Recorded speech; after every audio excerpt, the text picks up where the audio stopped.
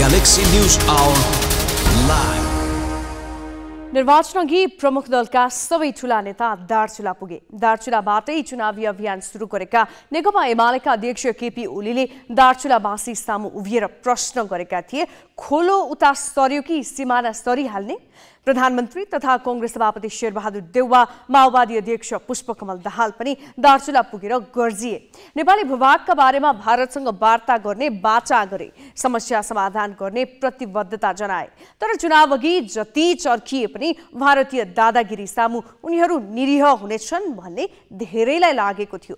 हामीले त्यतिबेला प्रश्न गरेका थियौं, सीमा र सीमान्त नेपालीको मुद्दालाई नेताहरूले मतसँग साट्न खोजेका त होइनन्? महाकाली नदीको धार परिवर्तन हुने गरी भारतले तटबन्ध निर्माणलाई तीव्रता दिँदा नेपालीले केही गर्न सकेका छैनन्। स्थानीयवासीले तटबन्ध निर्माण तत्काल रोक्नुपर्ने माग गरेका छन्। यही विषयलाई लिएर हिजो ढुङ्गा मुडा नै भयो। नेपालतिर केही नागरिक घाइते भए। स्थानीय प्रशासनले वार्ताको प्रयास गरिरहँदा नेपालको सङ्घीय सरकार मौन छ। चुनाव अघि दार्चुला नै पुगेर गर्जिएकाहरूले अहिले चुइक्क बोलेका छैनन्। सरकार निर्माणको गणितमै भुलिरहेका प्रधानमन्त्रीले यस बीचमा भारतीय राजदूतसँग दुई पटक भेटे। अरू शीर्षस्थ नेताहरूले पनि पालै पालो भेट्दैछन्। तर यी भेटमा सिमानामा भइरहेका यस्ता ज्यादतीबारे कसैले कुरा गरेका छैनन्। यसलाई दल र नेताहरूको लाचारीको रूपमा किन नबुझ्ने? ग्यालेक्सी न्यूज आवरमा आज हामी यही प्रश्नमा केन्द्रित हुनेछौँ। साथै निर्वाचनको अन्तिम मत परिणामको हिसाब किताब र सत्ता गठबन्धनको चुनावी समीक्षाबारे सामग्री पनि हामी देखाउनेछौँ।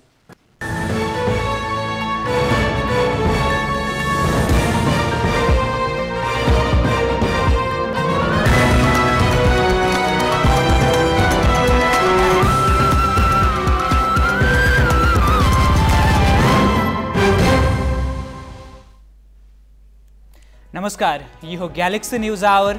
अब हेडलाइंस।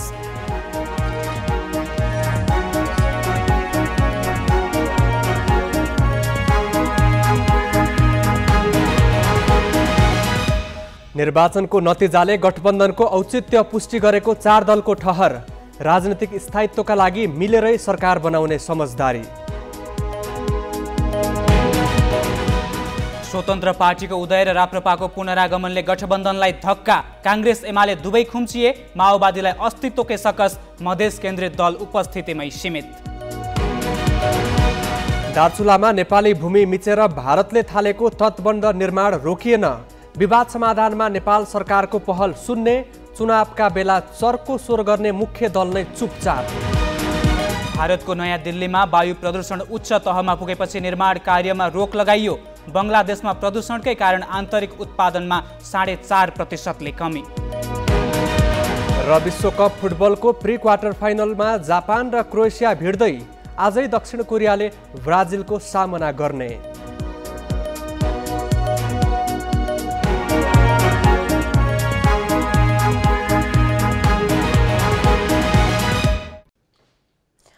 मंसिर 4 गते भएको निर्वाचनको प्रत्यक्षतर्फको मत गर्ने काम आज सकियो। समानुपातिकतर्फ 3 क्षेत्रको केही मत गर्न बाँकी छ।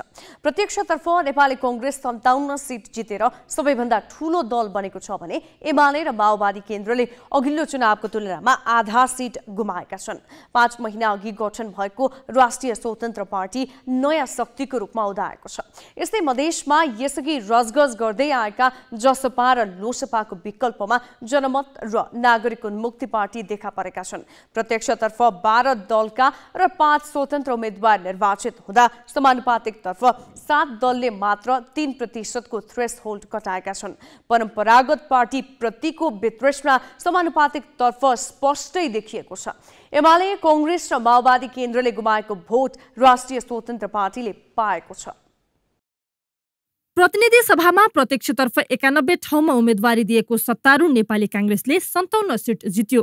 2074 को तुलनामा उसले 34 सिट बढी जित्यो। तर उसका लागि यो अपेक्षित सिट भने होइन। गठबन्धनका कारण 65 भन्दा बढी सिट जित्ने कांग्रेसको आकलन थियो। उसले समानुपातिकतर्फ पनि अपेक्षित मत पाउन सकेन। यसपालि 25 लाख मतदाता थपिँदा पनि कांग्रेसले 2074 मा पाएको जति मत पाउन सकेन। 2074 सालमा 31,28,000 मत पाएको काङ्ग्रेसले यसपटक 27 लाख मत पनि पुर्याउन सकेन। अघिल्लो पटक वाम गठबन्धन बनाएर चुनावमा होमिएको नेकपा एमाले एक्लैले 80 सिट जितेको थियो। त्यतिखेर उसले 103 क्षेत्रमा मात्र उम्मेदवारी दिएको थियो। तर यसपटक 144 निर्वाचन क्षेत्रमा उम्मेदवारी दिँदा 44 सिटमा चित्त बुझाउनु पर्यो। माधव नेपालले पार्टी फुटाउँदाको असर एमाले चुनावमा बेहोर्यो। एकीकृत समाजवादीका कारण एमाले गढ मानेको धेरै ठाउँ गुमाउनु पर्यो। समानुपातिक तर्फ सबैभन्दा बढी मत पाए पनि अघिल्लो निर्वाचनको तुलनामा 3.5 लाख बढी मत घटेको छ। 2074 सालको चुनावमा 31,73,000 मत पाएको एमाले यसपटक 28 लाख पनि पुर्याउन सकेन। अघिल्लो पटक एमालेसँगको गठबन्धन माओवादीलाई फापेको थियो। 59 क्षेत्रमा उम्मेदवारी दिएको माओवादीले 36 सिट जितेको थियो। तर यसपटक 5 दलीय गठबन्धन गर्दा माओवादीले प्रत्यक्षतर्फ आधा भन्दा बढी सिट गुमायो। 46 ठाउँमा उम्मेदवारी दिँदा 18 सिटमा चित्त बुझाउनुको विकल्प रहेन। समानुपातिक तर्फ पनि माओवादीको मत करिब 1.5 लाखले घटेको छ। यसपालि उसले 11.5 लाख मत ल्याएको छ। एकीकृत समाजवादीले भने प्रत्यक्षतर्फ गठबन्धनको लाभ लियो। 19 क्षेत्रमा उम्मेदवारी दिएकामा समाजवादीका 10 उम्मेदवार विजयी भए, जबकि आफैले जितेका क्षेत्रमा समानुपातिक तर्फ एकीकृत समाजवादीको मत लाजमर्दो छ। 2 जना पूर्व प्रधानमन्त्री रहेका पार्टीले थ्रेस होल्ड कटाउन नसकेकाले राष्ट्रिय दलको मान्यता नपाउने भएको छ। टुट्ने फुट्ने र किता फेरिरहने श्रृङ्खलाका बीच मधेसमा राज गरिरहेको उपेन्द्र यादव नेतृत्वको जनता समाजवादी पार्टीलाई यो चुनाव फापेन। अन्तिम समयमा सत्ता गठबन्धन छाडेर एमालेसँग चुनावी तालमेल गरेका जसपा अध्यक्ष उपेन्द्र यादव आफै लज्जास्पद रूपमा पराजित भए। उनको पार्टीले प्रत्यक्षतर्फ मुस्किलले 7 सिट जितेको छ भने समानुपातिकतर्फ अघिल्लो चुनावको तुलनामा 50,000 मत गुमाएको छ। अघिल्लो चुनावमा एउटा मात्र सिट जितेको राष्ट्रिय प्रजातन्त्र पार्टीका लागि यो चुनाव पुनरागमनको राम्रो मौका बन्यो।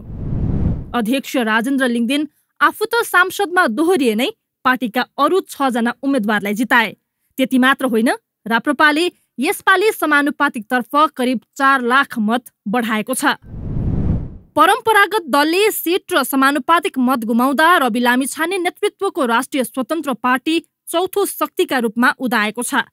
5 महिना अघि गठन भएको स्वतन्त्र पार्टीले काठमाडौँ उपत्यकामा 5 सहित 7 क्षेत्रमा जित्यो। काङ्ग्रेस र एमाले गढका रूपमा लिएका क्षेत्रमा स्वतन्त्र पार्टीका उम्मेद्वार विजयी भए। स्वतन्त्र पार्टीले समानुपातिक तर्फ माओवादी केन्द्रकै हाराहारी अर्थात् 11.25 लाख मत ल्याएको छ। महन्त ठाकुर नेतृत्वको लोकतान्त्रिक समाजवादी पार्टीले सत्ता गठबन्धनमा मिसिएको लाभ लिन सकेन। 4 सिटमा सीमित हुनु पर्यो। समानुपातिक तर्फ मतदाताले नपत्याएकाले लोसपाले थ्रेस होल्ड कटाउन सकेन, जबकि ठाकुर नेतृत्वको तत्कालीन राष्ट्रिय जनता पार्टीले प्रत्यक्षतर्फ नै 11 सिट जितेको थियो। मधेसमा जनमत पार्टी र नागरिक उन्मुक्ति पार्टी नयाँ शक्तिका रूपमा उदाएका छन्। वैशाखमा भएको स्थानीय तह निर्वाचन अघि गठन भएको नागरिक उन्मुक्ति पार्टीले कैलालीमा 3 सिट जितेको छ भने सिके राउत नेतृत्वको जनमत पार्टीले 1 सिट जित्नुका साथै करिब 4 लाख मत ल्याएर आफूलाई राष्ट्रिय दलको रूपमा उभ्याएको छ। राष्ट्रिय जनमोर्चा र नेपाल मजदुर किसान पार्टी अघिल्लो चुनावमा झै 1-1 सिट जितेका छन्। अघिल्लो चुनावमा 1 जना मात्र स्वतन्त्र उम्मेद्वार निर्वाचित भएकामा यसपालि स्वतन्त्रको नाममा 5 जनाले प्रतिनिधि सभाको टिकट काटेका छन्। सृजना घिमिरे, ग्यालेक्सी 4K, काठमाडौँ। संघीय चुनावको परिणाममा मात्र होइन, यसपटक प्रादेशिक चुनावको नतिजामा पनि रोचक देखिएको छ। 7वटै प्रदेश सभाको प्रत्यक्षतर्फ 330 सिटका लागि निर्वाचन भएकोमा गठबन्धनमा आबद्ध दलले एका ठाउँ छोडेर राम्रै मत ल्याएका छन्। तर कुनै एउटा दलले मात्र सरकार बनाउने स्थिति भने कुनै प्रदेशमा बन्न सकेन। केन्द्रीय सत्ता सम्हालिरहेको नेपाली काङ्ग्रेसले 7 प्रदेशका 112 स्थानमा जित हात पार्न सक्यो, जबकि अघिल्लो चुनावमा मध्य प्रदेश बाहेक 4 प्रदेशमा आफ्नो सरकार बनाएको एमाले 91 सिट मात्र जित्न सक्यो। माओवादी केन्द्रले 53 र एकीकृत समाजवादीले 15 सिट जितेका छन्। जसपा र राप्रपाले 11-11 सिट जित्दा लोसपाले 9 सिट जितेको छ। जनमत र नागरिक उन्मुक्तिले 7 स्थानमा जितेका छन् भने केही साना र स्वतन्त्रको गरी 14 सिट छ। प्रदेशगत रूपमा कुन दलको स्थिति कस्तो रह्यो त्यो हेरौँ। सुरु गरौँ प्रदेश 1बाट। प्रत्यक्षतर्फको 56 सिटका लागि भएको चुनावमा एमाले पहिलो दल बनेको छ। एमाले प्रदेशसभाका 25 सिटमा जित हात पारेको छ। अघिल्लो चुनावमा पनि यो प्रदेशमा एमाले नै पहिलो दल थियो। यहाँ 17 सिट ल्याएर काङ्ग्रेस दोस्रो ठुलो दल बनेको छ भने माओवादीले 9 सिट जितेको छ। एकीकृत समाजवादीका 3 जना र राष्ट्रिय प्रजातन्त्र पार्टीबाट 2 जना प्रदेशसभामा निर्वाचित भएका छन्। यद्यपि यो प्रदेशमा कुनै एक दलको मात्र सरकार बन्ने स्थिति भने छैन। प्रदेश 1मा प्रत्यक्षबाट 56 र समानुपातिकबाट 37 गरी 93 सदस्य निर्वाचित हुनेछन्। अब मधेस प्रदेशसभाको कुरा गरौँ। 107 सदस्यीय मधेस प्रदेशसभामा 64 जना प्रत्यक्षबाट निर्वाचित भएका छन्। यद्यपि यो प्रदेशमा अघिल्लो चुनावभन्दा फरक परिणाम आएको छ। मधेस प्रदेशसभामा एमाले प्रत्यक्षतर्फ ठुलो दल भएको छ। एमालेका 15 उम्मेदवारले जित हासिल गरेका छन्। काङ्ग्रेसका 13, जसपाका 9 र लोकतान्त्रिक समाजवादी पार्टीका 7 उम्मेदवारले जित हात पारेका छन्। सीके राउत नेतृत्वको जनमत पार्टीले 6 ठाउँ जित्दा माओवादी केन्द्र र एकीकृत समाजवादीका 4 जना निर्वाचित भएका छन्। मधेस प्रदेशसभामा 6 जना स्वतन्त्रबाट विजयी भएका छन्। बागमती प्रदेशसभा प्रत्यक्षतर्फ 66 सिटका लागि भएको निर्वाचनमा बागमती प्रदेशसभाको प्रत्यक्षतर्फ काङ्ग्रेस पहिलो पार्टी बनेको छ। प्रत्यक्षतर्फबाट काङ्ग्रेसका 25 सांसद निर्वाचित भएका छन्। यो प्रदेशसभामा माओवादी केन्द्र दोस्रो भएको छ भने नेकपा एमाले तेस्रो बनेको छ। माओवादी केन्द्रले प्रदेशसभाका 14 सिट जितेको छ भने एमाले 13, राप्रपाले 7 र एकीकृत समाजवादीले प्रदेशसभाका 5 स्थान जित हात पारेका छन्। यो प्रदेशसभामा नेपाल मजदुर किसान पार्टीले 1 र हाम्रो नेपाली पार्टीले पनि 1 सिट जितेको छ। गण्डकी प्रदेशसभा बागमती जस्तै गण्डकी प्रदेशमा पनि प्रत्यक्षतर्फ काङ्ग्रेस नै सबैभन्दा ठुलो दल बनेको छ।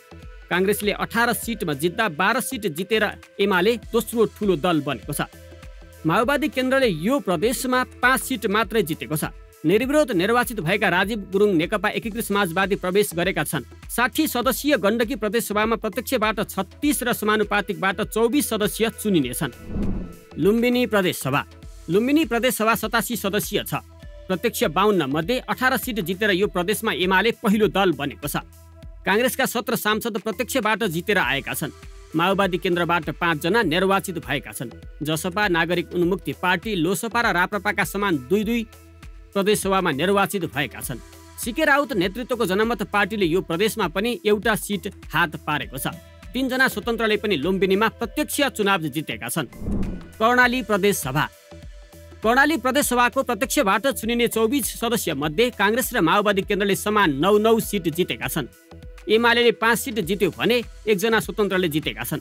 40 सदस्यीय कर्णाली प्रदेशसभामा 16 जना समानुपातिक प्रणालीबाट चुनिनेछन्। अब सुदूरपश्चिम प्रदेशसभाको कुरा गरौँ। 53 सदस्यीय सुदूरपश्चिम प्रदेशसभामा प्रत्यक्षबाट निर्वाचित भएर आउने 32 मध्ये 12 सिट जितेर काङ्ग्रेस पहिलो पार्टी बनेको छ। अघिल्लो चुनावपछि 5 वर्ष एक छत्र प्रदेश सरकार चलाएको माओवादी केन्द्र यसपटक दोस्रो दल बनेको छ। माओवादीले 8 सिट जितेको छ। नागरिक उन्मुक्ति पार्टीले केन्द्रमा जस्तै यहाँ पनि राम्रै सिट जितेको छ। उन्मुक्तिले यहाँ 5 सिट जितेको छ। एमाले र एकीकृत समाजवादीले समान 3 सिट जितेका छन् भने स्वतन्त्रबाट 1 जना निर्वाचित भएर आएका छन्। मङ्सिर 4 को निर्वाचन परिणामलाई लिएर सत्ता गठबन्धनका कुनै पनि दल सन्तुष्ट छैनन्। असन्तुष्ट तीनै दलका शीर्ष नेता आज प्रधानमन्त्री निवास बालुवाटारमा जम्मा भए। सत्ता गठबन्धनका शीर्ष नेताको बैठकले चुनावी परिणाम अनुकूल नभए पनि गठबन्धनलाई निरन्तरता दिने निर्णय गरेको छ।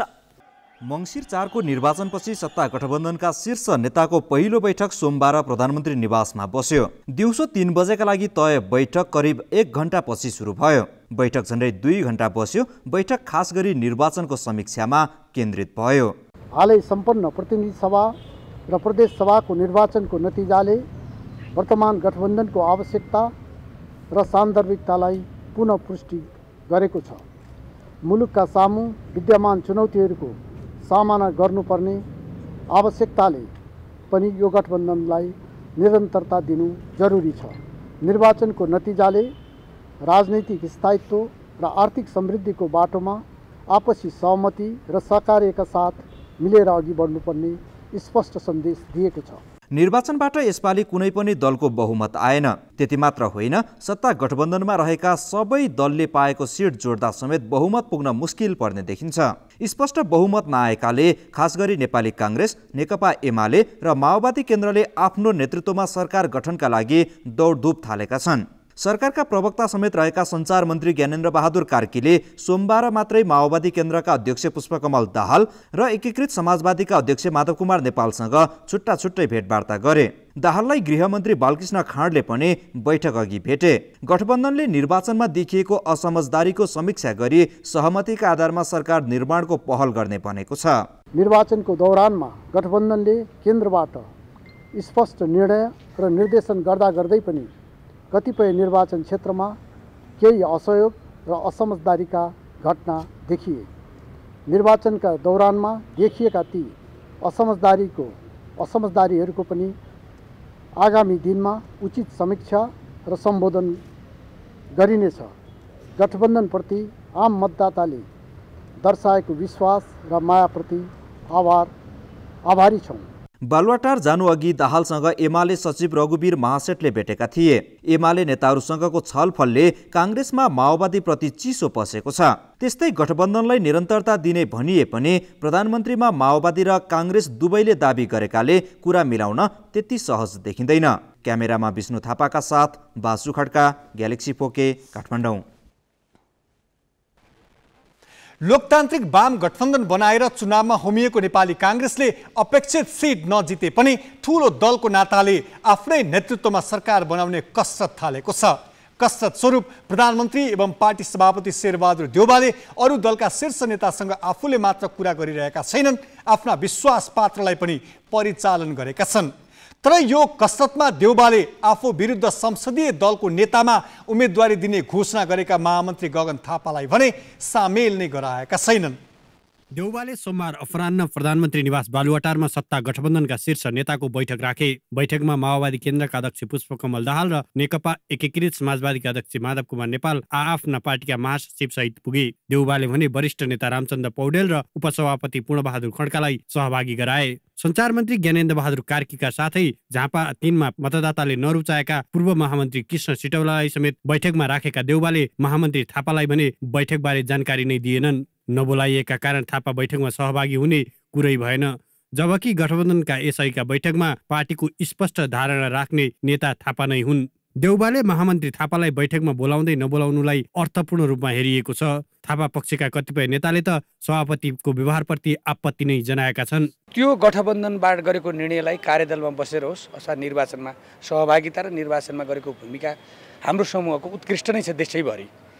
तर निर्वाचनमा निर्वाचित भएर आइसकेपछि सरकार बनाउने प्रक्रियामा निर्वाचनमा भएका कमी कमजोरीको समीक्षा गर्ने प्रक्रियामा सभापतिले र सर्वदलीय मिटिङमा हाम्रो समूहका शीर्षस्थ नेताहरूलाई नबोलाउनु भनेको त्यो चाहिँ त्यसमा चाहिँ हाम्रो गम्भीर आपत्ति पनि छ। थापाले प्रधानमन्त्री बन्नका लागि पार्टीको संसदीय दलको नेतामा उम्मेदवारी दिने यसअघि नै बताइसकेका छन्। उनले काठमाडौँ 4 मा मत माग्दा आफू प्रधानमन्त्रीको उम्मेदवारका रूपमा प्रस्तुत गरेका थिए। मतदाताले भारी मतान्तरले उनलाई जिताए पनि थापा पछाडि हट्ने पक्षमा छैनन्। अर्का महामन्त्री विश्वप्रकाश शर्माले थापालाई प्रधानमन्त्री बनाउनका लागि अभियान नै थालिसकेका छन्। आम मतदाताका त कुरै छोडौं, पार्टीभित्रको युवा पुस्ता पनि देउवालाई प्रधानमन्त्रीमा 6औं पटक दोहोरिएको देख्न चाहँदैनन्। बालुवाटारलाई जनादेशको सन्देश थाहा नभएको होइन, जानी बुझी नै देउवाले आफू विरुद्ध उभिन दाएका थापालाई बैठकमा सहभागी नगराएका हुन्। गठबन्धनको बैठकमा महामन्त्रीलाई नबोलाइनु र मतदाताले हराएका नेतालाई महत्त्व दिनुले काङ्ग्रेसभित्र किचुलो बढाउन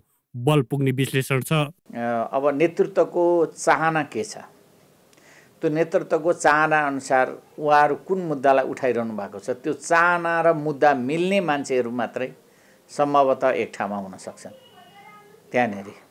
र नेतृत्वलाई के कुराको विश्वास हुन सक्छ भने म यहाँनेरि छलफल गरेको यो प्रतिनिधित्वमूलक छलफल हो र म भोलि केन्द्रीय कार्य समिति अथवा बैठकहरूमा म त्यो कुरालाई पास गर्न सक्छु भन्ने विश्वास पनि हुन सक्छ। पार्टीमा रूपान्तरण र पुस्तान्तरणको माग काङ्ग्रेस महाधिवेशनबाटै उठेको हो। महाधिवेशन प्रतिनिधिले थापा र शर्मालाई महामन्त्रीमा निर्वाचित गरेर आफू पुस्तान्तरणको पक्षमा रहेको सन्देश दिए। तर पार्टी कार्यकर्ता र मतदाताले दिएको सन्देशलाई बेवास्ता गरी महामन्त्रीलाई पाखा लगाउन खोज्नुलाई राजनैतिक जीवनको उत्तरार्धमा रहेका देउबाका लागि नै कलङ्कको रूपमा लिएको छ। क्यामेरामा सञ्जय घिमिरेका साथ अङ्गराज न्यौपाने, ग्यालेक्सी फोके, काठमाडौँ।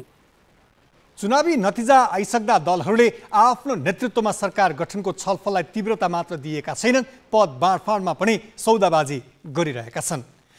अब केही न्युज संक्षेपमा। गण्डकी प्रदेश सभामा निर्वाचित स्वतन्त्र सांसद राजीव गुरुङ नेकपा एकीकृत समाजवादीमा प्रवेश गरेका छन्। गुरुङलाई आज दिउँसो पार्टी अध्यक्ष माधव कुमार नेपालले पार्टी प्रवेश गराएका हुन्। गुरुङ मनाङ खबाट प्रदेश सभामा निर्विरोध निर्वाचित भएका थिए। अघिल्लो कार्यकालमा पनि स्वतन्त्र सांसद रहेका गुरुङ खेलकुद मन्त्री छन्। गण्डकीमा एकीकृत समाजवादीले प्रत्यक्षतर्फ एउटा पनि सिट जितेको छैन। माओवादी केन्द्रले सुदूरपश्चिममा मुख्यमन्त्रीको दाबीबाट पछि नहट्ने बताएको छ। आज डडेलधुरामा पत्रकार सम्मेलन गरी माओवादी केन्द्रका सुदूरपश्चिम इन्चार्ज तथा डडेलधुरा कबाट निर्वाचित सांसद खगराज भट्टले मुख्यमन्त्रीको दाबीबाट पछि नहट्ने बताएका हुन्। सुदूरपश्चिममा प्रदेश सभातर्फ माओवादी केन्द्रले 8 सिट जितेको छ। अब भारतले सीमा क्षेत्रमा मनमौजी गरिरहेको निर्माण तथा त्यसमा सरकार र दलहरूको उदेक लाग्दो मौनता सम्बन्धी प्रसङ्ग नवराज पाण्डेबाट। आइतबार र सोमबार दार्चुलाको सदरमुकाम खलङ्गा क्षेत्र तनावग्रस्त रह्यो। महाकाली नदीको धार नेपालतर्फ फर्काउँदै भारतीयले एकपक्षीय रूपमा महाकाली नदीमा तटबन्ध गर्न खोजेपछि विवाद भएको थियो। विवाद यसपटक मात्र होइन, भारतको मिचाहा प्रवृत्तिका कारण यस अघि पनि दार्चुला धारचुला जोड्ने झोलुङ्गे पुल क्षेत्रमा पटक पटक विवाद र झडपको स्थिति भइसकेको छ। केही दिनदेखि फेरि भारतले पुलको दक्षिण र उत्तरतर्फको भागमा तटबन्धन बनाउन सुरु गरेपछि विवाद बल्झिएको छ। नेपालको दार्चुला र भारतको धारचुला जोड्ने झोलुङ्गे पुल क्षेत्रमा तटबन्धको विषयलाई लिएर पटक पटक विवाद हुँदै आएको छ। आइतबार र सोमबार पनि सोही विषयलाई लिएर विवाद भयो। एकपक्षीय रूपमा भारतले तटबन्ध गर्न थालेपछि दार्चुला खलङ्गा क्षेत्रका बासिन्दा आक्रोशित हुँदै विरोधमा उत्रिए। केही बेर झडपको स्थिति सिर्जना भयो। ढुङ्गा हानाहानका क्रममा केही स्थानीय घाइते भए। पुरै पानी डाइभर्ट नेपालतिर गर्दैछन्। यहाँ यता बाँध बनाइरहेछन् इन्डियाले। अहिले हामी इन्डियामा आएछौँ हेर्नको लागि कस्तो के गरिरहेछन् भनेर। हाम्रो माग चाहिँ के भन्दा डाइभर्ट नभएर बिचबाट पानी निकालिदिनु। सबै पानी डाइभर्ट भएर हाम्रोतिर क्षति हुँदैछ। अनि बर्खायाममा कुनै नरहने सम्भावना हुन्छ।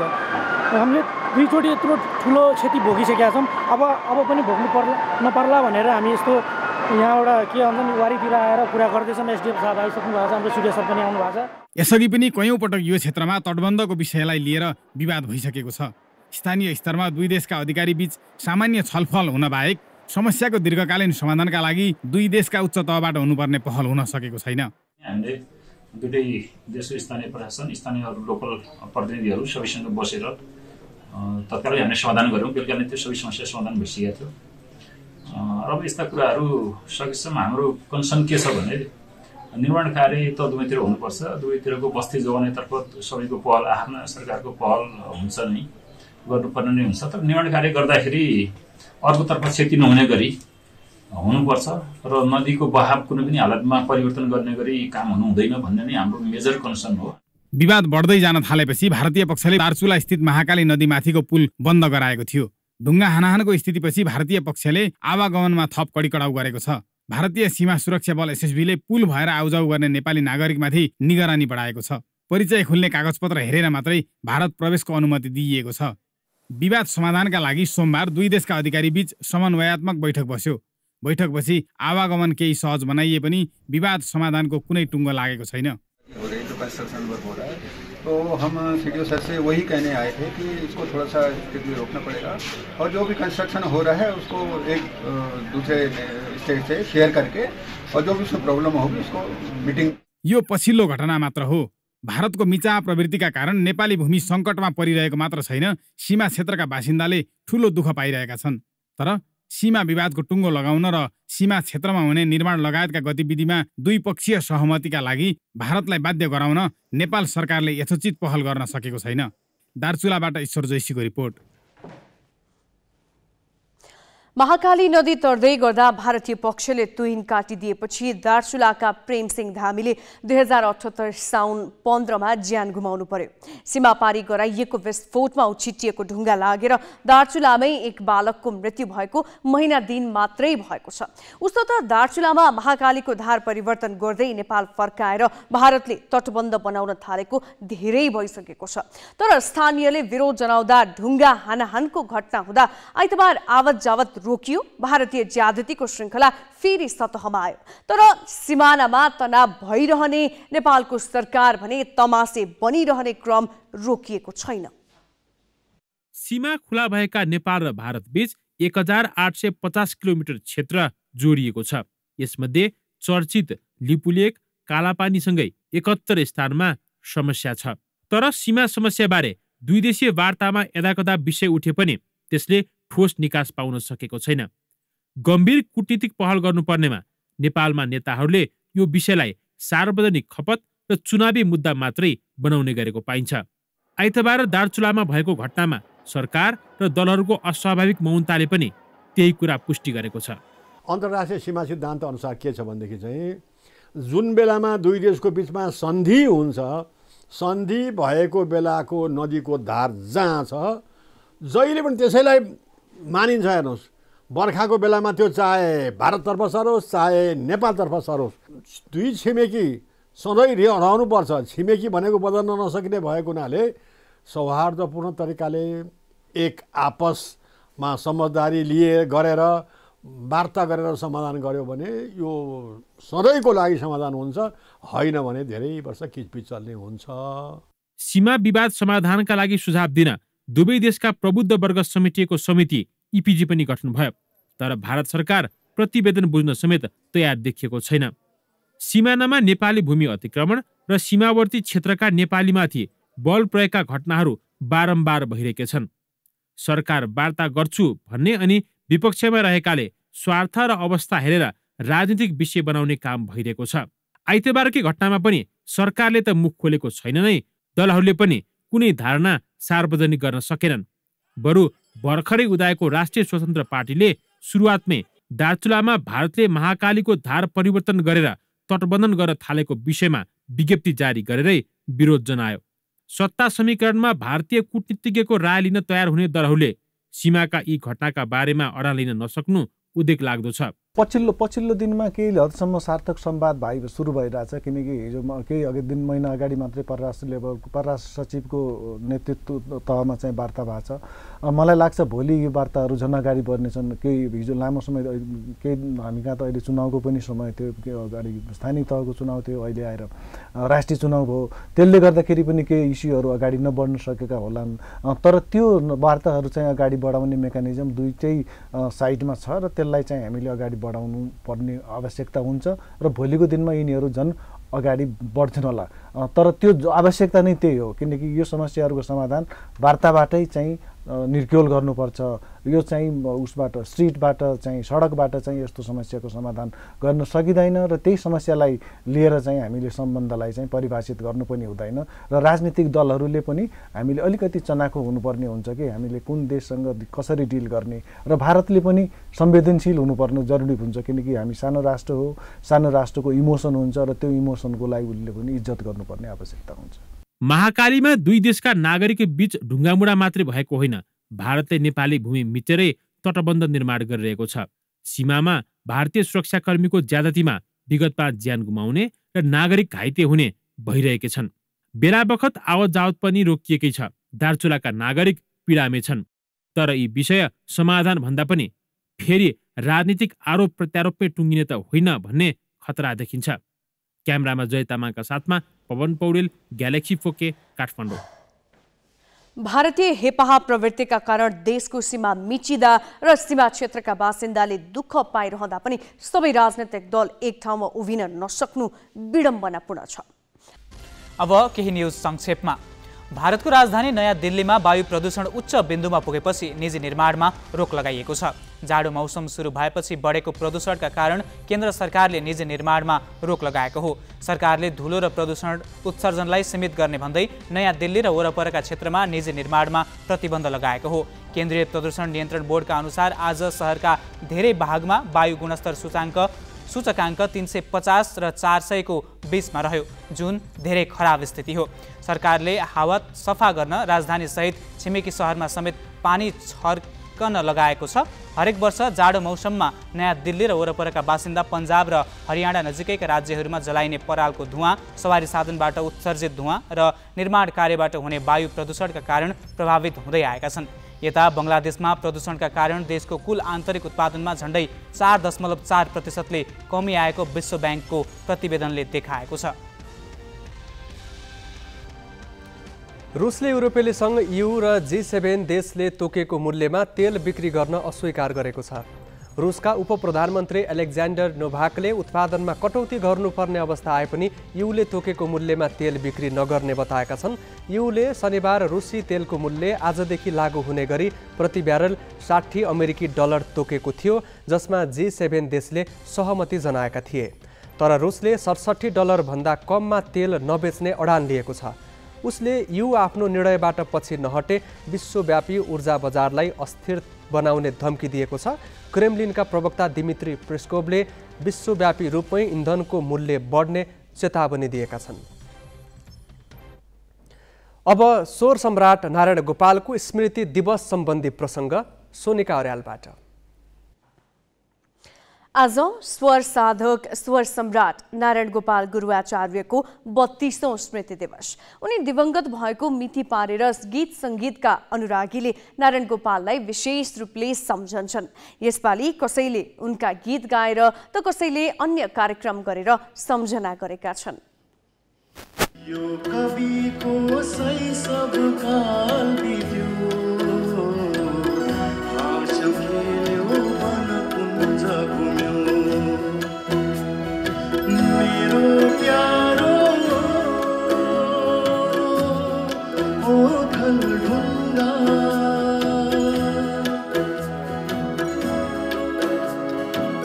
मेरो प्यारो। नारायण गोपालको भौतिक चला अस्ताएको 32 वर्ष भइसकेको छ, तर यस्तै कालजयी गीतहरूले उनलाई जीवित तुल्याइराखेको छ। जब म चढेर भावको डुङ्गा सैर गर्छु स्मृतिको प्रिय गङ्गा, स्वप्न गगनबाट सुशीतल जल, सुख स्मृतिको वर्षन चरिन्जिम। नेपाली गायन क्षेत्रका पहिलो पुस्ताका जादुई स्वरका धनी गायक नारायण गोपालको आफ्नै आवाजमा 136 गीत छन्। उनी नै पहिलो नेपाली गायक हुन् जसले गायनलाई पेसा बनाए, गीत सङ्गीतको साधनामा जीवन देखे र त जीवनभर वाद्यवादन र गायनमा दच्च चित्त रहे। त्यसैले सङ्गीतानुरागीहरूको मन र मस्तिष्कमा अमेट्य रहन पुगे।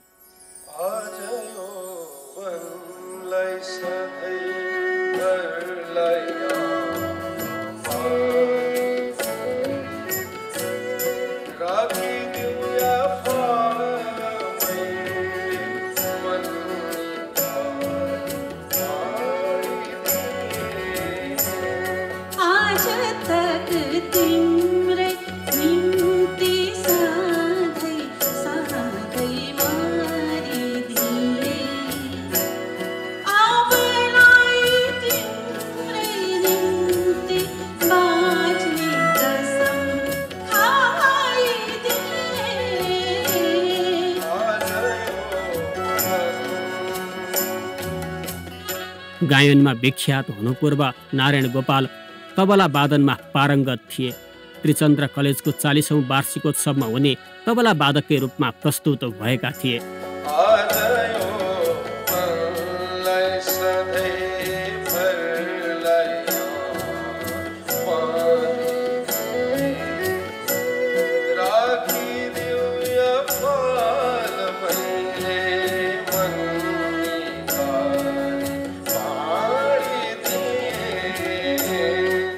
उनलाई गायकको पहिचान दिएर जनमानसमा चिनाउने चाहिँ उनकै मित्र माणिक रत्न स्थापित हुन्। तिनताका काठमाडौँको पिउखाका माणिक र भेडासिंहका प्रेमध्वज प्रधानले हिन्दी गीतमा स्वराभ्यास गर्थे। तर नारायण गोपालले नेपाली गीत सङ्गीतमै आफ्नो विशिष्ट छवि स्थापित गरे।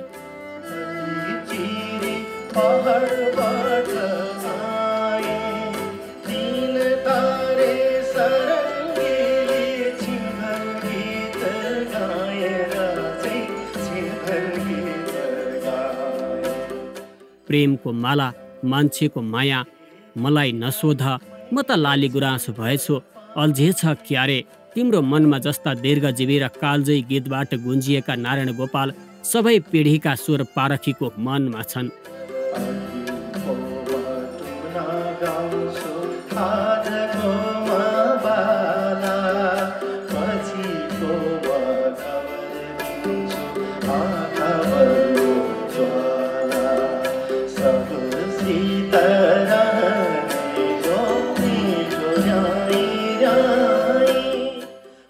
पुष्प नेपाली, बच्चु कैलाश, तारा देवी, अम्बर गुरुङ, प्रेमध्वज प्रधान, नाति काजी, शिवशङ्कर लगायतका गीतसँग स्पर्श गर्दै नारायण गोपालको गायनले नेपाली गीत सङ्गीतको उचाइमा नयाँ मानक स्थापित गरेको छ। गीत सङ्गीतमा रुचि राख्ने र बेग्लै शैली स्थापित गर्न कोसिस गरिरहेका गायक गायिकाका लागि नारायण गोपाल एउटा आदर्शको बिम्बका रूपमा रहिरहनेछन्। क्यामेरामा सुशील बास्कोटाका साथ अक्षर काका, ग्यालेक्सी फोके, काठमाडौँ। आज अन्तर्राष्ट्रिय स्वयंसेवक दिवस। नेपालमा कतिपय व्यक्ति र संस्थाले विभिन्न क्षेत्रमा स्वयंसेवकका रूपमा काम गर्दै आएका छन्। तिनै मध्येका एक हुन् शेखर चन्द्र राई। उनले 14 वर्षदेखि उपत्यकाका विभिन्न चोकमा ट्राफिक जाम कम गराउन सहयोग गर्दै आएका छन्। अस्पताल पुर्याउँदै गरेका आफन्तको ट्राफिक जामका कारण एम्बुलेन्समै ज्यान गएपछि राईलाई ट्राफिक व्यवस्थापनमा अझ दत्तचित्त भएर लाग्न प्रेरित गरेको हो।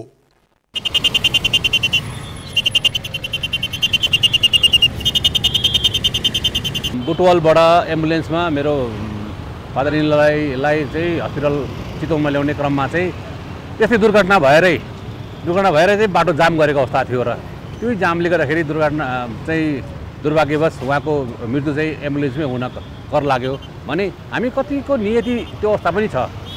हामीले सुनिराखेका छौँ। 8-10 वर्ष अगाडि चाहिँ पिक आवर भनेर म बिहानको 9-11 अनि बेलुकाको 4-6 गर्थेँ। त्यसपछि चाहिँ पिक आवरलाई पनि कटेर दिउँसो जाम हुन थाल्यो। त्यहाँदेखि चाहिँ दिउँसो 12-1 बजीदेखि लिएर बेलुका कति बजीसम्म चाहिँ हुन्छ। अब प्रत्येक सेक्सनहरू घुम्दै पनि हिँड्थेँ र 2-4वटा सेक्सनमा काम गरेर बेलुका 7 बजेतिर फर्किन्थेँ। हिजो चाहिँ 1-2 बजे पछाडि खाना खाएर आफ्नो काम बिहानको काम सकियोभरि अनि 1-2 बजे 3 बजे पछाडि चाहिँ म निस्किन्छु। भ्याएको बेला 12-1 बजे नै नभ्याएको बेला 2-3-4 बजेभित्रमा चाहिँ म कम्तीमा पनि निस्किसकेका हुन्छु। समयक्रममा धेरै साथीहरू जुट्नुभयो, धेरै साथीहरूले छोड्नु पनि भयो। कुनै बेला हामी 10-15 जना पनि थियौँ भने कुनै बेला चाहिँ अब सबै स्वयंसेवक प्रहरीहरू गरेर 40 जनाको पनि नियुक्ति गरेको हो। म आफू चाहिँ 64 माघ 1बाट सुरुवात गरिरहँदा 5-7 महिना पछाडि चाहिँ हामीलाई महाशाखा ट्राफिक महाशाखामा हामीलाई भेला गराएर महाशाखाको उसमा चाहिँ हामीले काम गऱ्यौँ। पछि चाहिँ 71तिर चाहिँ हामीले महानगरी आयुक्तको कार्यालयबाट पनि स्वयंसेवक प्रहरी कार्यविधि 2072 बनाइवरी हामीहरू त्यस अन्तर्गत बसेर पनि काम गऱ्यौँ। त्यसमा चाहिँ हामीहरू ट्राफिक स्वयंसेवक, महिला सेल र अर्को सामुदायिक प्रहरी भनेर 3टा स्वयंसेवकको 3टा क्याटेगोरीमा चाहिँ हामीहरू 40 जनाको नियुक्ति गरेर पनि हामीले काम गरेको अवस्थाहरू हो भने अब त्यो कार्यक्रम फेज आउट भइसकेको अवस्थाहरू छ भने त्यसपछि पनि हामीले धेरैपल्ट लबिङ गऱ्यौँ या सम्बन्धित निकायमा मन्त्रालयमा नीतिगत कुराको लागि धेरै पहल गऱ्यौँ। तर दुर्भाग्यवश हाम्रो के भन्ने अब पहुँच पुगेन भन्नु पर्ला जस्तो लाग्यो मलाई चाहिँ। समाचारमा हेरिराखेका छौँ होइन, कलङ्कीको जाममा या भनौँ उताको जाममा चाहिँ एम्बुलेन्सै फसेर चाहिँ मान्छे चाहिँ एम्बुलेन्समा बितिरहेको अवस्थाहरू पनि छ। त्यसकारण हामीहरू एउटा नागरिक भएर किन राज्यले सहयोग नगर्ने, समाजलाई किन सहयोग नगर्ने? मैले अधिकार खोजेको छुइनँ, मैले मेरो कर्तव्य निर्वाह गरेको छु र राज्यले सहकार्य गर्नुपर्छ भन्ने मेरो माग हो।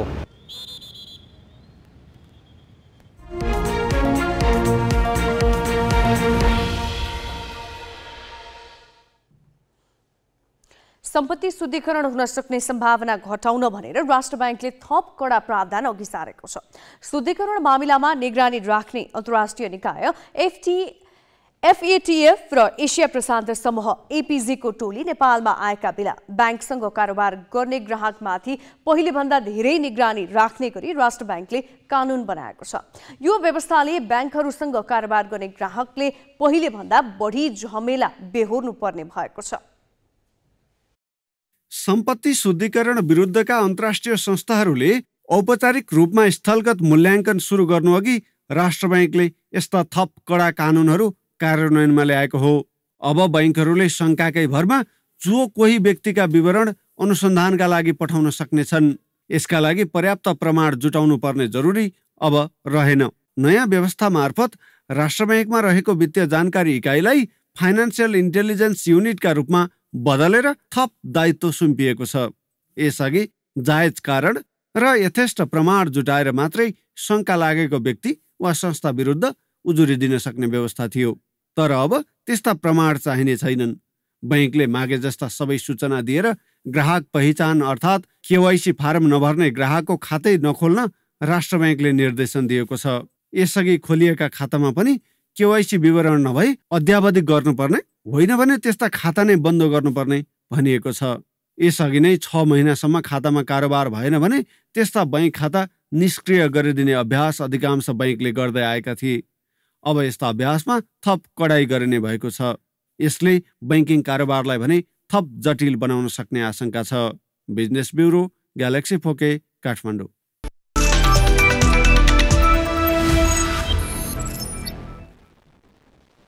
लुम्बिनी प्रदेशलाई 6 विकेटले हराउँदै सुदूरपश्चिम प्रदेशले 19 वर्ष मुनिको राष्ट्रिय क्रिकेट प्रतियोगिताको उपाधि जितेको छ। त्रिवी मैदानमा आज भएको खेलमा पहिलो ब्याटिङ गरेको लुम्बिनी 29 ओभर 1 बलमा सम्पूर्ण विकेट गुमाउँदै 92 रनमा समेटियो। ओपनर आकाश त्रिपाठीले 38 र नर सार्कीले 11 रन जोडे।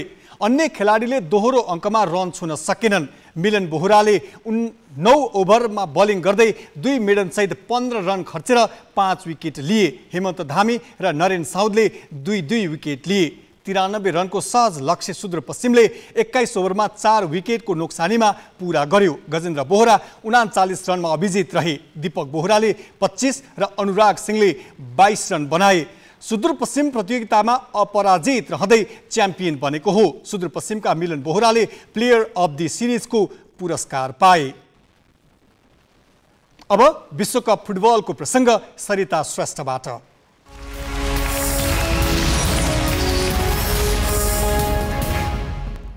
धन्यवाद नवराज। कतारमा जारी विश्वकप फुटबलको प्री क्वार्टर फाइनलमा अहिले एसियाली पावर हाउस जापानले क्रोएसियाको सामना गरिरहेको छ। खेल ओल्डनाभ रङ्गशालामा भर्खरै सुरु भएको हो। समूह चरणमा 2 पूर्व विश्वविजेता जर्मनी र स्पेनलाई हराउँदै जापानले प्री क्वार्टर फाइनलमा स्थान बनाएको हो, जसका कारण जापानलाई प्रतियोगिताको जाइन्ट किलरको रूपमा हेरिएको छ। जापानलाई क्वार्टर फाइनलमा स्थान बनाउन गत संस्करणको उपविजेता क्रोएसियाको चुनौती सहज भने हुने छैन। क्रोएसिया समूह उपविजेताको रूपमा नकआउट चरणमा पुगेको हो। जापान र क्रोएसिया विश्वकपमा तेस्रो पटक आम्ने सामने भएका हुन्। 6औं पटक विश्वकप फुटबलको उपाधि जित्ने लक्ष्य सहित कतार पुगेको ब्राजिलले प्री क्वार्टर फाइनलमा आज दक्षिण कोरियासँग खेल्दैछ। उपाधिको दावेदार मानिएको ब्राजिलले समूह चरणको अन्तिम खेलमा क्यामरूनसँग हार बिहोर्यो। तैपनि उसले समूह विजेताको रूपमा नकआउट चरणमा स्थान बनाएको हो। उसका प्रमुख खेलाडी नेमार चोटमुक्त भएर आज मैदान फर्कदैछन्। उसले पोर्चुगललाई हराएर अन्तिम 16मा प्रवेश गरेको कोरिया विरुद्ध कस्तो प्रदर्शन गर्लान् अनि 12 वर्षपछि दोस्रो चरणमा प्रवेश गरेको कोरियाले चमत्कारिक खेललाई निरन्तरता दिन्छ कि दिँदैन, मध्यरातमा हुने खेललाई लिएर फुटबल प्रेमीको ठुकठुकी निकै बढेको छ। दक्षिण कोरिया विश्वकपमा सबैभन्दा सफल एसियाली राष्ट्र हो। सन् 2002 मा जापानसँग मिलेर विश्वकप आयोजना गर्दा दक्षिण कोरिया सेमिफाइनलमा पुगेको थियो। यो नै विश्वकपमा उसको सबैभन्दा ठूलो सफलता हो। कोरिया सामु अगाडि बढ्न यसपालि तगारोको रूपमा बलियो ब्राजिल छ। 5 पटकको विश्व विजेता ब्राजिललाई पन्छाउन कोरियालाई पक्कै पनि सहज हुने छैन। सर्बियासँगको पहिलो खेलमा चोटग्रस्त भएका ब्राजिलका प्रमुख स्ट्राइकर नेमार फिट भएर फर्कदैछन्। उनी प्रशिक्षणमा सहभागी भइसकेका छन्। अर्का स्ट्राइकर ग्याब्रियल जिजस र डिफेन्डर एलेक्स टेल्लेसले भने चोटका कारण विश्वकप गुमाएका छन्। खेलाडीलाई चोटले सताए पनि आफ्नो टोलीलाई समस्या नहुने प्रशिक्षक टिटेले बताएका छन्। ब्राजिलसँग स्टार खेलाडीको कमी छैन, तर उमाथि उत्कृष्ट खेल प्रदर्शन गर्नुपर्ने दबाव छ। नेमार पनि गोल गर्ने दबावमा हुनेछन्। दक्षिण कोरियासँग भने चोटको समस्या छैन, ऊ समूहचरणको नतिजाबाट उत्साही छ। समूहचरणमा पूर्व विश्व विजेता युरुग्वेलाई बराबरीमा रोकेको कोरियाले अन्तिम खेलमा पोर्चुगललाई 2-1 गोल अन्तरले हराएर अन्तिम 16मा स्थान बनाएको हो। उसले पोर्चुगललाई हराउँदा युरुग्वे अन्तिम खेलमा घानालाई हराएर पनि कम गोल गरेको कारण घर फर्कन बाध्य भएको थियो। दक्षिण कोरियाका मुख्य हतियार स्टार खेलाडी सन हुङ मिन नै हुन्। 1 महिना अघि आँखामा लागेको चोटका बावजुद उनले फेस मास्क लगाएर खेलिरहेका छन्। उनकै सटिक पासमा ह्वाङले गरेको गोलमा पोर्चुगल विरुद्धको खेल कोरियाले जितेको थियो। सफलता, स्तर र अनुभवले ब्राजिल बलियो भएकोमा दुई मत छैन। यो नै जितको भने आधार होइन। इतिहास भन्दा पनि वर्तमानले भविष्य निर्धारण गर्नेछ। त्यसो होइन भने पूर्व च्याम्पियनसँग अरू राष्ट्रले खेल्नुको अर्थ पनि हुने थिएन। समूहचरणको नतिजाले नै कुनै देशलाई पनि कमजोर आँक्न मिल्दैन भन्ने प्रस्ताइसकेको छ। कोरिया त्यही आत्मविश्वास सहित ब्राजिल विरुद्ध उत्रदैछ। ब्राजिल र दक्षिण कोरिया मध्ये कसले क्वार्टर फाइनलको यात्रा तय गर्छ? यसको जवाफको लागि भने खेलको नतिजा नै पर्खनु पर्नेछ।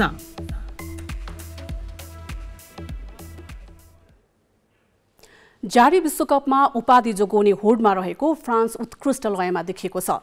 उसको फरवार्ड लाइन निकै मजबुत देखिन्छ। यसको श्रेय युवा स्ट्राइकर किलियन एम्बापेलाई जान्छ।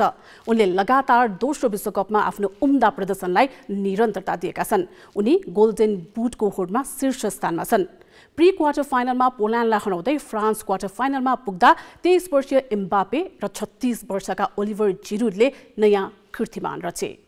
जिनेदिन जिदान, मिचेल प्लाटिनी र थियरी एन्ड्री जस्ता लिजेन्ड फ्रेन्च फुटबलरको सूचीमा थपिएको अर्को नाम हो ओलिभर जिरुड। विश्वकप सुरु हुनु अघिदेखि नै फ्रान्सको फरवार्ड लाइनमा किलियन एम्बापेको नाम चर्चामा रह्यो। जिरुड छायामा परे। सन् 2018 को विश्वकप फ्रान्सले जित्दा जिरुडले सबै खेल खेलेर 546 मिनेट मैदानमा रहे, तर उनले एक गोल पनि गर्न सकेनन्। त्यसैले आर्सेनल छाडेर एसी मिलान जाँदा कतिपयले जिरुडको उत्कृष्ट करियरको समय सकिएको टिप्पणी पनि गरे, तर उनले ती टिप्पणीलाई गलत साबित गरिदिए। 11 गोल गर्दै एसी मिलानलाई सिरी ए को उपाधि दिलाए। यिनै जिरुडलाई प्रशिक्षक डिच्याम्सले विश्वास गरेर टोलीमा राखे। उनले प्रशिक्षकको विश्वासमा खरो उत्रिँदै गैराती पोल्यान्ड विरुद्धको प्री क्वार्टर फाइनलमा फ्रान्सका लागि गोलको खाता खोले। यो गोल जिरुडको करियरको सबैभन्दा महत्त्वपूर्ण गोल बनेको छ। यही गोलमा उनी फ्रान्सका लागि सर्वाधिक 52 गोल गर्ने खेलाडी बनेका छन्। उनले 117 खेलबाट थियरी एन्ड्रीको नाममा रहेको रेकर्ड तोडेका हुन्। थियरीले 123 खेलबाट 51 गोल गरेका थिए। रेकर्डपछि प्रशिक्षक डिच्याम्सले जिरुडलाई टोलीको महत्त्वपूर्ण खेलाडी बनेका छन्। जिरुडलाई सर्वाधिक गोलकर्ताको रेकर्ड राख्न बल पास दिएका 23 वर्षीय एम्बापेले पनि शानदार प्रदर्शन गरी कीर्तिमान बनाएका छन्। पोल्यान्डलाई हराउँदा उनको भूमिका महत्त्वपूर्ण रह्यो। उनले उत्कृष्ट 2 गोल गरे। दोस्रो विश्वकप खेलिरहेका एम्बापेले विश्वकपमा गोल संख्या 9 पुर्याएका छन्। उनले विश्वकप इतिहासमा सबैभन्दा कम उमेरमा धेरै गोल गर्ने रेकर्ड आफ्नो नाममा लेखाएका छन्। यसअघि यो रेकर्ड पोर्चुगलका युसेभियोको नाममा थियो। जारी प्रतियोगितामा 5 गोल गरेर एम्बापे गोल्डन बुटको प्रमुख दावेदार समेत बनेका छन्। प्री क्वार्टर फाइनलका 4 खेल सकिँदा Netherlands, Argentina, defending champion France र इङ्ल्यान्ड क्वार्टर फाइनलमा पुगिसकेका छन्। क्वार्टर फाइनलमा अर्जेन्टिनाले नेदरल्यान्ड्स र इङ्ल्यान्डले फ्रान्ससँग खेल्नेछन्। आजका 2 खेलबाट तेस्रो क्वार्टर फाइनलमा खेल्ने राष्ट्रको टुङ्गो लाग्नेछ। बाँकी प्रसङ्ग सोनिका अर्यालबाट। धन्यवाद सरिता। अब केही अन्तर्राष्ट्रिय प्रसङ्ग। युद्धग्रस्त युक्रेनमा तापक्रम निरन्तर घट्दो छ। कतिपय ठाउँमा हिउँ पर्न थालिसकेको छ, तर राजधानी किएभ लगायत ठाउँमा युक्रेनी नागरिकले तातो पाउन सकिरहेका छैनन्। देशको आधाभन्दा बढी ऊर्जा पूर्वाधार रुसको आक्रमणका कारण क्षतिग्रस्त भएकाले युक्रेनी नागरिकले चिसो सहनु परेको हो। विद्युत र ग्यास अभावमा चिसोबाट जोगिनको लागि वैकल्पिक व्यवस्था गर्न नसक्नेहरू किएभ बाहिर शरण लिन पुगेका छन्। ऊर्जा पूर्वाधार क्षतिग्रस्त भएकाले राजधानी कियवमा अहिले विद्युत र ग्यास आपूर्ति ठप्प छ। निजी घर मात्र होइन, विद्यालय र अस्पतालले नै खाना पकाउनदेखि पानी तताउन विद्युत र ग्यास पाएका छैनन्। जबकि चिसो भने बढ्दो क्रममा छ। हिउँ पर्न थालिसकेकाले नागरिकलाई चिसो छल्ने उपाय चाहिएको छ। कतिपयले कोइला वा काठ प्रयोगका साथै डिजेलबाट चल्ने जेनेरेटरको प्रयोग गरिरहेका छन्। तर यो बालबालिका वृद्धका साथै श्वास प्रश्वास र हृदयरोग भएकाहरूका लागि निकै हानिकारक हुन्छ। तर स्वास्थ्य र ऊर्जा पूर्वाधारमा निरन्तर रुसको आक्रमणका कारण सयौं अस्पताल बन्द भएका छन्। सञ्चालनमा रहेका अस्पतालमा पनि आधारभूत आवश्यकता पूरा गर्न इन्धन, पानी र बिजुलीको अभाव छ। ऊर्जा आवश्यक पर्ने प्रसुति वार्ड, रगत ब्याङ्क, भेन्टिलेटर बन्द छन्। यसले गर्भवती र सुत्केरी झनै जोखिममा छन्।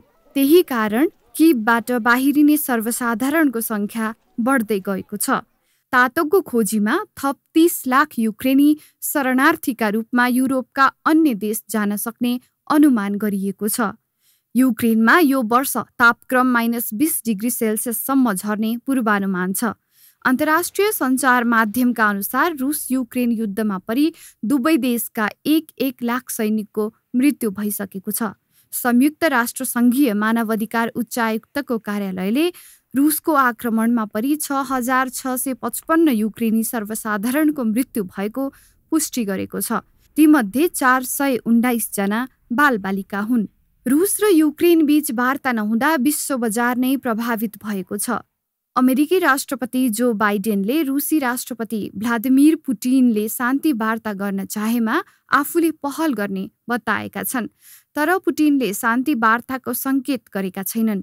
युरोपेली सङ्घले रुसी तेलको मूल्य प्रति ब्यारेल $60 सीमित गर्ने निर्णय गरेपछि रुसी तेलमा निर्भर विश्वको ऊर्जा बजार नराम्रोसँग प्रभावित भएको छ। रुसले मूल्य घटाउन मात्र अस्वीकार गरेको छैन, उत्पादन घटाउने चेतावनी दिएर इन्धनको अभाव चर्किन सक्ने सङ्केत गरेको छ। यसले चिसोबाट जोगिने उपाय खोजिरहेका युक्रेनीहरूलाई थप समस्यामा पार्नेछ। International bureau, galaxy 4K। हामी ग्यालेक्सी न्युज आवरको अन्त्यमा छौँ। जाँदा जाँदै हेडलाइन्स।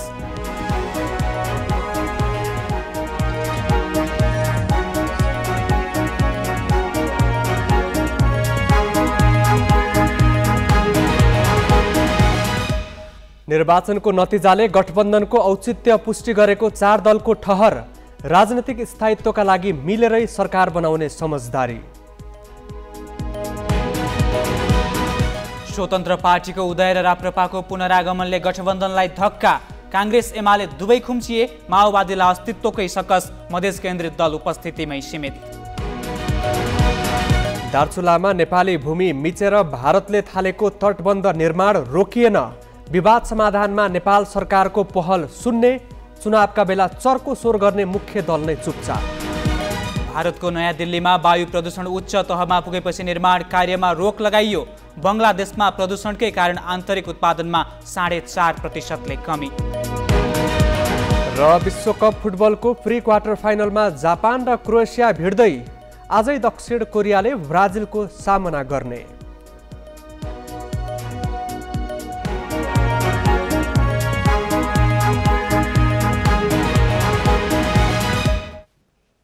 आजलाई ग्यालेक्सी न्युज आवर सकियो। नमस्ते।